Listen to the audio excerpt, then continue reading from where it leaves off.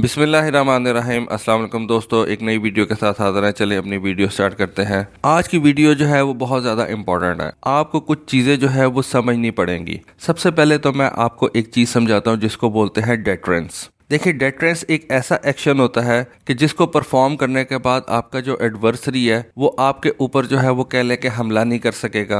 वो जो भी एक्शन आपके खिलाफ लेना चाहेगा वो उससे रुक जाएगा। मैं आपको एक मिसाल देता हूँ, कुछ लोगों को ये मिसाल पसंद नहीं आएगी कि 2019 के अंदर इंडिया ने पाकिस्तान के एक एरिया के ऊपर जो है वो अटैक किया। इंडिया के इस अटैक से पाकिस्तान जो है वो डिटर नहीं हुआ। नेक्स्ट डे पाकिस्तान ने अपने जहाज भेजे और इंडिया के एक एरिया के ऊपर जाके दिन में जो है उन्होंने बॉम्ब्स गिराए। इंडिया के 2 जहाज मार गिराए और इंडिया को जो है एक जवाब दिया। इंडिया ने जो एक्शन किया उसके बदले में पाकिस्तान इंडिया से डिटर नहीं हुआ, लेकिन पाकिस्तान ने जो उसका रिएक्शन दिया था उसके बदले में इंडियंस जो है वो डिटर हो गए और उन्होंने उसका जो है वो जवाब नेक्स्ट डे नहीं दिया। इंडियंस ने एक प्लान बनाया था और जिसको मोदी जो है वो कत्ल की रात कहता था कि मैं पाकिस्तान में 6 जगहों के ऊपर अपने ब्राह्मोस मिसाइल जो है वो मारूंगा, और जिसके जवाब के अंदर पाकिस्तान ने पूरी दुनिया को भी ये बता दिया था और इंडिया को भी मैसेज दे दिया था कि अगर आपकी तरफ से 6 मिसाइल आएंगे तो हम यहाँ से आपको 18 मिसाइल मारेंगे। ये जो एक एक्शन था और ये जो एक बयान था, इसने एज ए डेटरेंस काम किया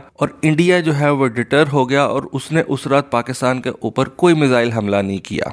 ये बेसिकली होता है डेटरेंस। एक और मिसाल मैं आपको देता हूँ। जैसा कि आपको पता है कि 98 के अंदर इंडिया ने अपने न्यूक्लियर वेपन्स का जो है वो टेस्ट किया पोखरान के अंदर। उसके जवाब में पाकिस्तान ने कुछ ही दिन के बाद 6 एटॉमिक टेस्ट जो है वो किए। आज हमारे जो स्ट्रेटेजिक वेपन्स हैं यानी कि हमारे जो एटम बॉम्ब्स हैं वो एज ए डेटरेंस काम कर रहे हैं कि इंडिया कोई भी पाकिस्तान के ऊपर बड़ा हमला नहीं कर सकता। और उसको अपनी सुंदर जी डॉक्ट्राइन जो है उसको चेंज करना पड़ा और उसके बदले में उसने एक नई डॉक्ट्राइन लेके आया जिसको उसने नाम दिया कोल्ड स्टार्ट का। क्योंकि सुंदर जी डॉक्ट्राइन जो थी वो ये कहती थी कि वो पाकिस्तान को 2 हिस्सों में तकसीम कर देगी। कोल्ड स्टार्ट डॉक्ट्राइन जो है वो ये नहीं कहती। सुंदर जी डॉक्ट्राइन के सूरत में पाकिस्तान ने जो है अपने न्यूक्लियर वेपन्स जो है उनको डेवलप किया था कि अगर आप पाकिस्तान को तोड़ेंगे तो पाकिस्तान जो है वो एक बड़ा कदम ले लेगा। ये होती है डेटरेंस। आप अपना एक ऐसा एक्शन करते हैं जिसके जरिए से आपका जो एडवर्सरी है वो आपके ऊपर एक एक्शन ना ले सके। अब यहाँ पे समझने वाली बात यह है कि अमेरिका की एक पॉलिसी है जिसको वो कहते हैं इंटीग्रेटेड डेटरेंस।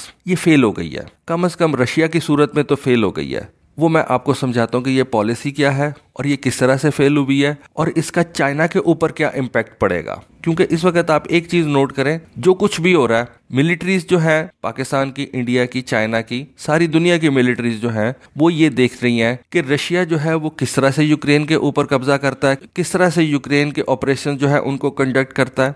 लेकिन जो गवर्नमेंट्स हैं वो इस वक्त ये देख रही हैं कि इस वक्त नेटो किस किस्म की जो है ये सैंक्शंस लगाता है रशिया के ऊपर और उन सैंक्शंस का जो है वो क्या इफेक्ट होगा इस वक्त रशिया के ऊपर। अब अमेरिका की ये जो पॉलिसी है ना इंटीग्रेटेड डेटरेंस की, ये मैं पहले आपको समझा लूं। देखिए, एक तो मैंने आपको बात बता दी कि आपके पास इस किस्म का असला होना चाहिए कि आपका जो दुश्मन है वो आपके ऊपर हमला ना करे। देखिए, ये जो अमेरिका की इंटीग्रेटेड डेटरेंस की पॉलिसी है इसको आप इस तरह से समझें कि अमेरिका मुख्तलिफ ऐसे काम करेगा कि जिनको परफॉर्म करने के बाद उसका जो एडवर्सरी है वो उस काम से रुक जाए जो कि अमेरिका चाहता है कि वो ये काम ना परफॉर्म करे।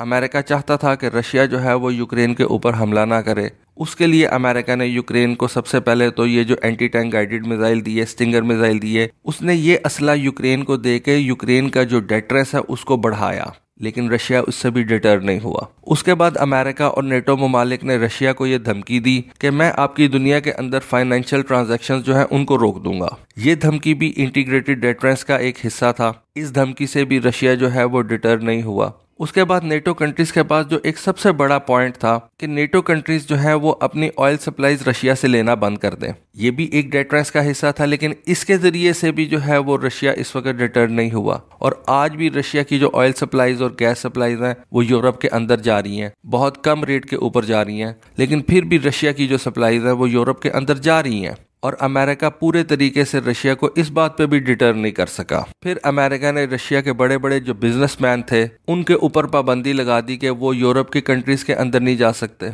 ये एक डेटरेंस की पॉलिसी थी। रोमन अब्रामोविच जो कि चेल्सी क्लब का मालिक है, उसके ऊपर जो है वो घेरा तंग कर दिया गया और जो बड़े बड़े रशियन ओलिगार्क्स थे उनके ऊपर पाबंदियां लगाई गई, लेकिन रशिया इनसे भी डिटर नहीं हुआ।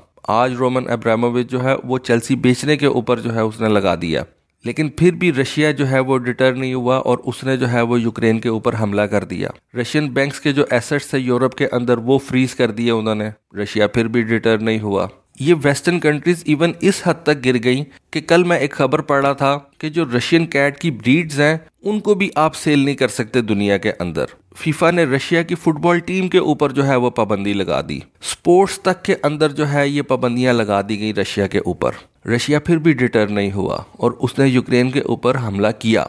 अगर आप आजकल टीवी के ऊपर प्रीमियर लीग के मैच देख रहे हैं, फुटबॉल मैचेस देख रहे हैं जो इंग्लैंड के अंदर हो रहे हैं, तो स्कोर कार्ड के नीचे यूक्रेन का झंडा उन्होंने लगाया हुआ है।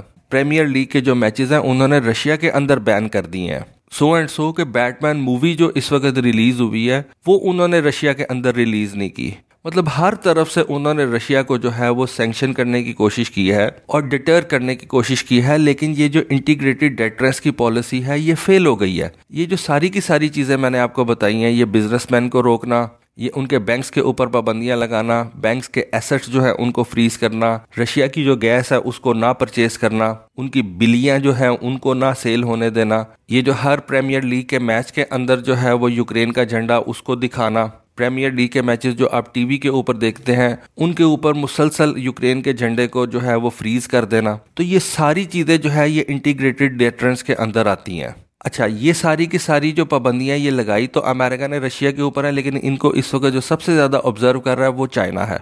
और चाइना फाइनेंशियली रशिया से बहुत ज़्यादा स्ट्रॉन्ग कंट्री है। और इस वक्त अमेरिका के अंदर जो सबसे बड़ी बात हो रही है वो ये है कि ये जो इंटीग्रेटेड डेटरेंस हमने अप्लाई किया रशिया के ऊपर ये तो फेल हो गया।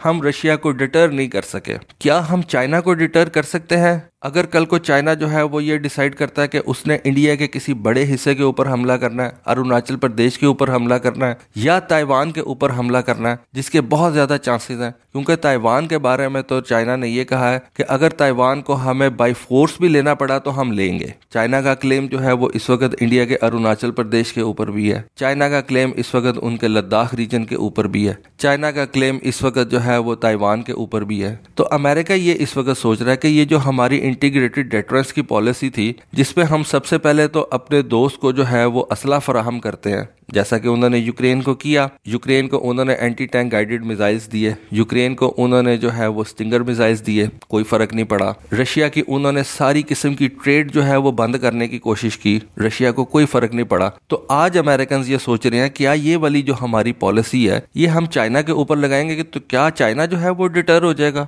इस वक्त अमेरिकन पॉलिसी जो है वो बुरी तरह से फेल हो चुकी हुई है। वेस्ट की जो पॉलिसी है वो बुरी तरह से फेल हो चुकी हुई है। और रशिया जो कि इतना ज्यादा फाइनेंशियली स्ट्रॉन्ग कंट्री भी नहीं है, वो भी इस वक्त अमेरिकन पॉलिसीज को जो है वो रोनता हुआ आगे चला गया और उसने यूक्रेन के ऊपर हमला कर दिया और यूक्रेन के ऊपर ऑलमोस्ट उसका कब्जा हो चुका है। अब मजे की बात इस वक्त यह है कि चाइना इस वक्त क्या सोच रहा है। चाइना इस वक्त सिर्फ यही देख रहा है कि जो अमेरिकन पॉलिसी थी डेटरेंस की वो तो नाकाम हो गई है। तो इस सूरत में कल को चाइना किस तरह से रिएक्ट करेगा? सबसे पहले तो ताइवान की सूरत में अमेरिका ये सोच रहा है कि हमें ताइवान को जो है वो बहुत ज़्यादा इक्विप करना चाहिए, मिलिटरीली जो है वो ताइवान को बहुत ज़्यादा इक्विप करना चाहिए। लेकिन मेरा ख्याल है जितना भी ज़्यादा इक्विप कर ले ताइवान को, ताइवान चाइना की फोर्स का मुकाबला नहीं कर सकता। चाइना का नुकसान कर सकता है, बहुत ज्यादा जरूर कर सकता है, लेकिन चाइना को वो डिटर नहीं कर सकता। तो इस वक्त चाइना क्या सोचता है, जिनपिंग क्या सोचता है? और अगर तो जिनपिंग ने इस तरह से सोचा कि अमेरिका जो है वो हर तरह से फेल हो गया, तो बहुत ज़्यादा पॉसिबिलिटी है कि जिनपिंग जो है वो इस वक्त ताइवान के ऊपर हमला कर दे।